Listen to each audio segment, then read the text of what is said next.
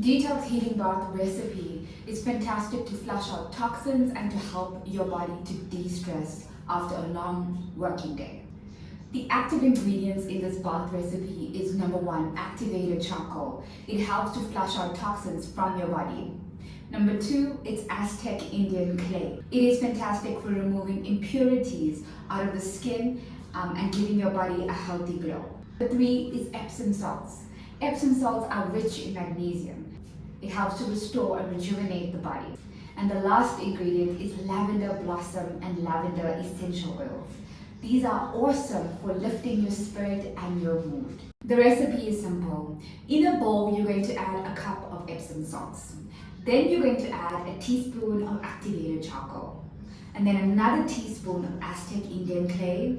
And then your lavender blossoms, either half a cup or a cup, up to you. And then a few drops of lavender essential oil.